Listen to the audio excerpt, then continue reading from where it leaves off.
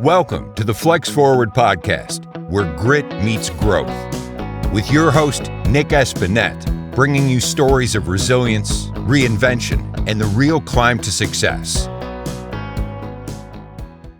All right, everyone, welcome to the Flex Forward podcast. Today, we are lucky to be joined by Zachary Montgomery. Zachary is the founder of Montgomery Legal, where he does all kinds of different legal work, and I'll let him get a little more into the details of that. But Zachary, welcome to the Flex Forward podcast. Can you let our listeners know a little bit more about what you do in your day-to-day or with your company?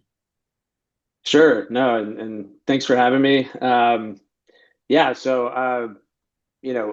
kind of have a few different disciplines. Really tried to marry the different disciplines that I worked hard to achieve, educationally and professionally. So I'm an attorney, I'm a CPA, I'm a fraud examiner, I'm a adjunct professor.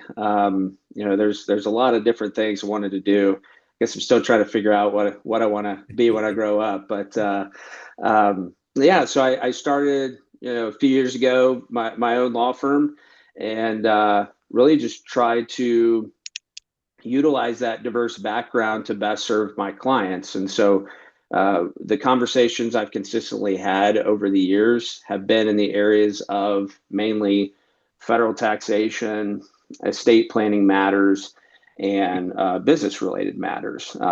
If a client comes to me with one issue, maybe a tax issue or something, it naturally kind of segues into those other disciplines, especially for business owners. And so my A lot aim, of overlap, right? yeah, absolutely. I mean, my aim is really to be kind of that quote unquote one-stop shop.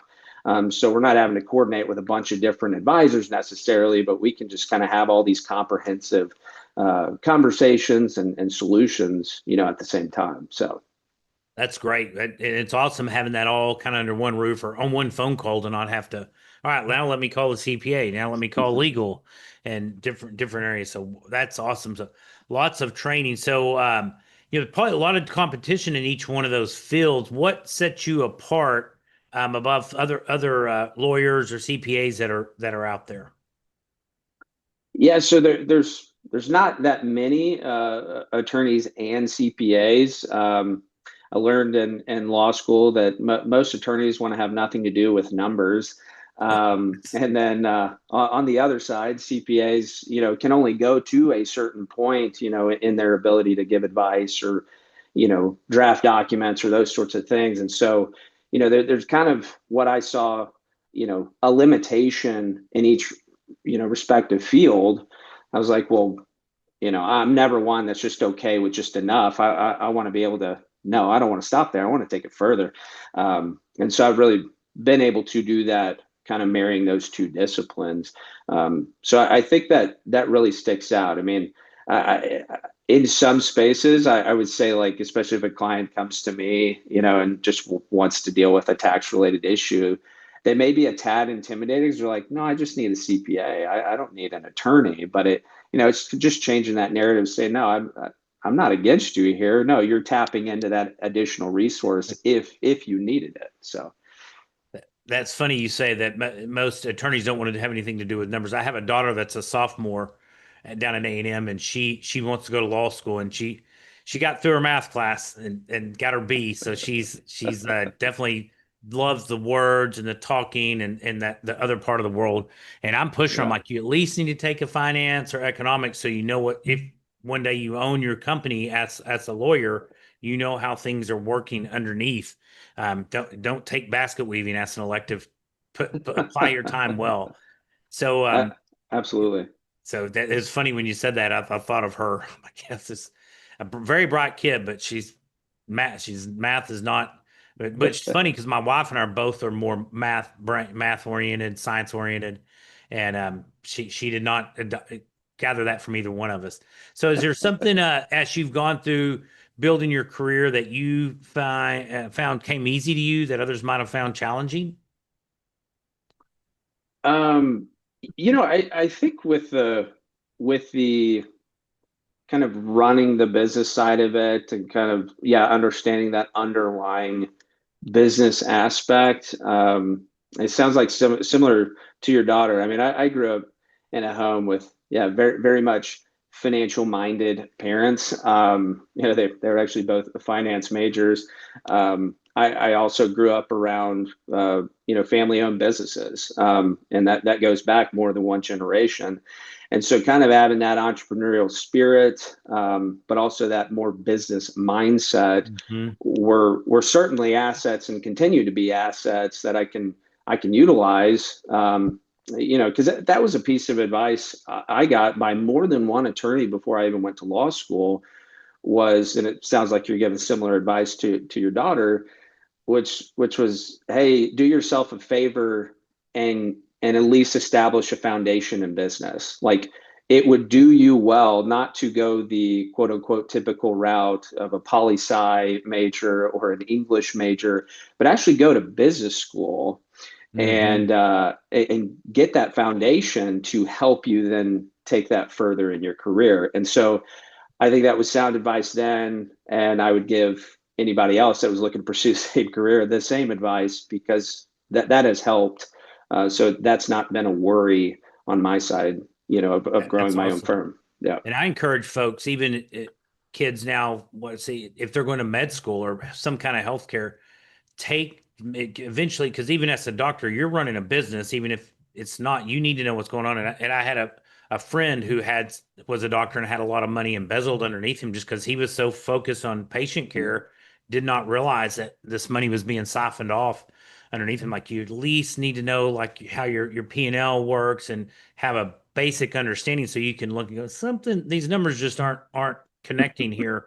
So going down that route, so I think I wish schools would require you to take a couple of classes like that, just so kids, whatever, even if you're a teacher, just knowing the business side of it, of the world, it's so beneficial.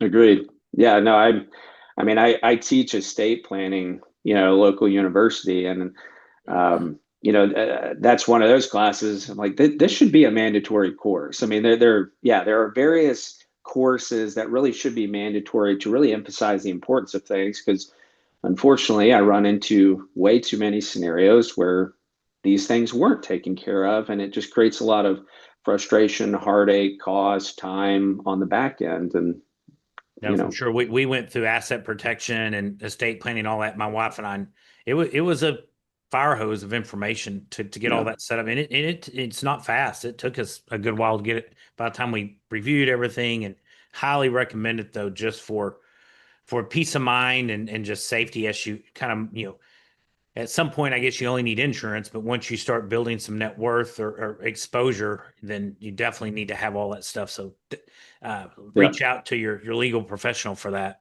Um, if someone is listening and wants to get better at something, what is a podcast or a book or something that you have done that you found helpful that you could recommend to the listeners? Ooh, that's a good one. Yeah, my podcast. Don't know if I have a, a recommendation there. More of the podcasts I listen to are certainly theological, apologetical based. Oh, cool. Which is a huge. Well, I would say the primary dimension of my life is certainly my faith, which certainly impacts more than anything else that I do, from being a husband, father, business owner, et cetera. That's awesome. Um, but a book, I mean, especially on a professional sense, I'd gotten the book Giftology a few years ago, and it's a very interesting book, and really concept to implement that, and really goes hand in hand with faith. I mean, to have that giving mentality, to have that mindset of trying to do more for people, and maybe counterintuitive, but will ultimately lead to your success. Not Sure. because you're like doing something because you intend to get something out of it, but just trying to help the people around you.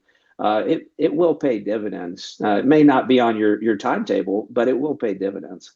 That's awesome. I think that book is one that's on my bookshelf that I haven't, somebody recommended. I haven't, but I think you're going to motivate me to dust it off and read it. That because I bought it probably 2 years ago, and I know it's back there over on my bookshelves over here. That I with books, I finally quit when people recommend it. I used to buy them. I'm like, no, now I'll put them in my not Audible, in my Amazon wish Mhm. list. So I have those. I'm Yep. like, I gotta quit buying books until I'm ready to read them because they would get stacked up on me. So, what is one of the biggest challenges that you've had to overcome in your career? Funny enough, I approached the legal field with that CPA background, thinking that other attorneys would see that as an asset. And what I found through interviews and stuff, and I'm kind of a first generation attorney. I didn't have, people to turn to really and kind of help me navigate it. So it was all learning experience for me. But I always thought it was like, oh, I'm bringing something different to the table. Hmm. And, as a young attorney, I learned pretty quickly bigger law firms and most attorneys that I came across, they were like, yeah, we don't like that. I mean, they wouldn't come out and say that, but You're like out of the truly, box. Yeah, you're out of the yeah, norm.